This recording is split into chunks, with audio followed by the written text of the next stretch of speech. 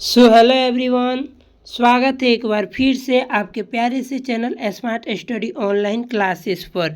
आज हम लोग पढ़ने वाले हैं बिहार बोर्ड क्लास 10th में संस्कृत का चैप्टर नंबर 4। संपूर्ण कहानी को पढ़ेंगे। चैप्टर का नाम है संस्कृत साहित्य लेखिका।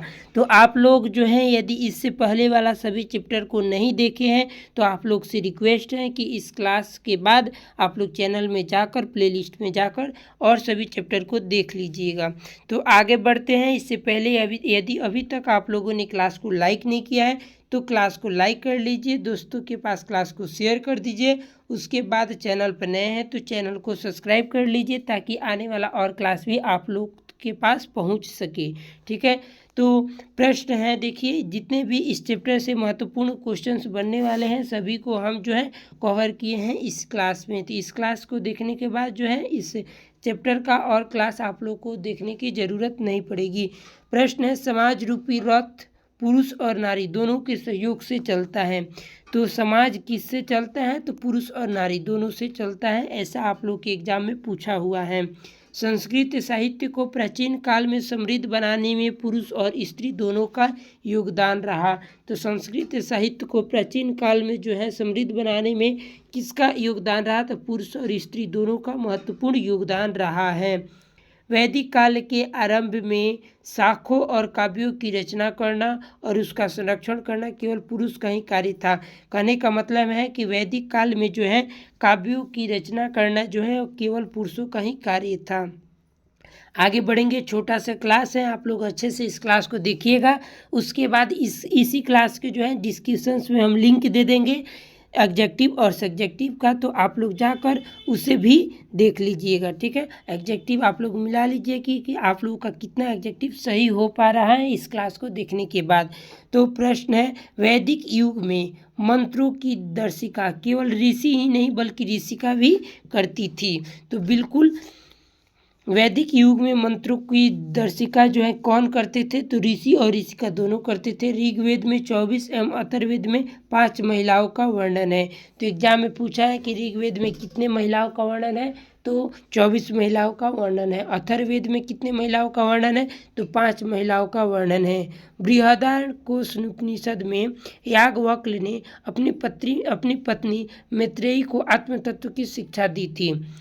तो एग्जाम में कई बार प्रश्न पूछा हुआ है कि बृहदारण्यकोपनिषद में याज्ञवल्क्य ने अपनी पत्नी मैत्रेयी को क्या चीज़ की शिक्षा दी थी? तो आत्म तत्व की शिक्षा दी थी। बिल्कुल, अगला नंबर प्रश्न को देखेंगे, आगे देखेंगे तो आगे लिखा है, जनक की सभा में शास्त्रों में जो है खुशल गार्गी थी। तो एग्जाम में पूछा हुआ है कि जनक की सभा में शास्त्रों में कौन खुशल थी? तो गार्गी जो थी वह खुशल थी। महाभारत में सुलभा का वर्णन है। महाभारत में किसका वर्णन है? तो सुलभा का वर्णन है। किसका वर्णन है? सुलभा का वर्णन है। लौकिक संस्कृत में 40 महिलाओं का वर्णन है। तो लौकिक संस्कृत में कितने महिलाओं का वर्णन है? तो 40 महिलाओं का वर्णन है। आगे बढ़ेंगे, 40 महिलाओं में प्रथम महिला जो थी वह कल्पा विजयंका थी।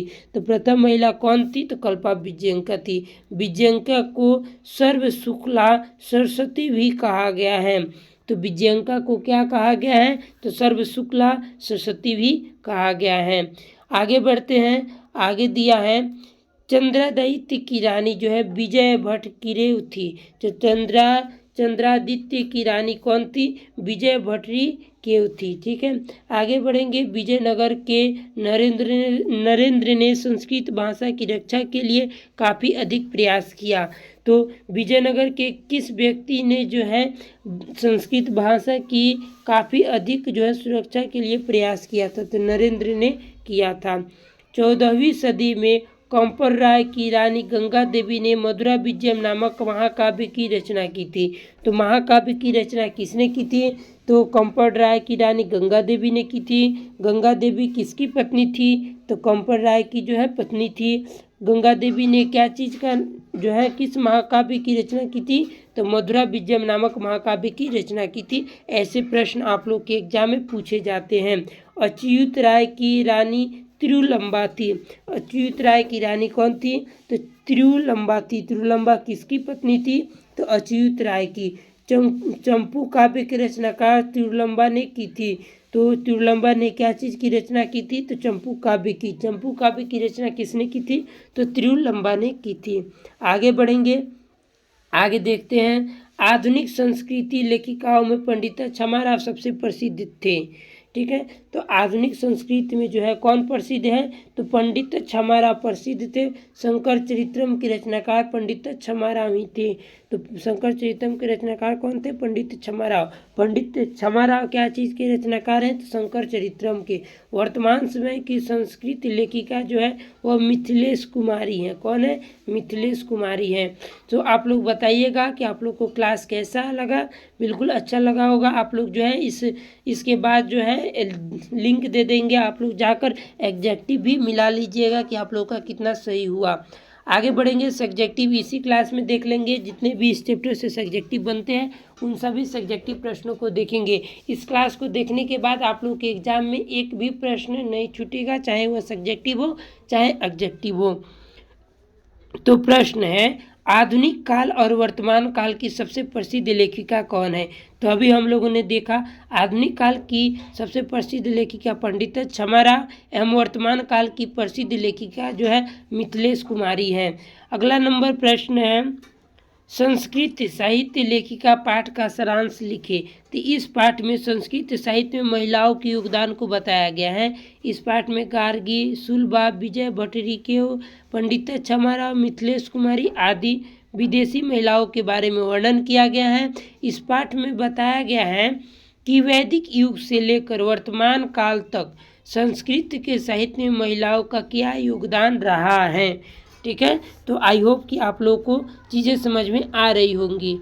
आगे बढ़ेंगे, आगे दिया है याज्ञवल्क्य ने किसे और किस चीज़ की शिक्षा दी थी। तो याज्ञवल्क्य ने अपनी पत्नी को आत्म तत्व की शिक्षा दी थी। क्या चीज़ की शिक्षा दी थी? आत्म तत्व की शिक्षा दी थी।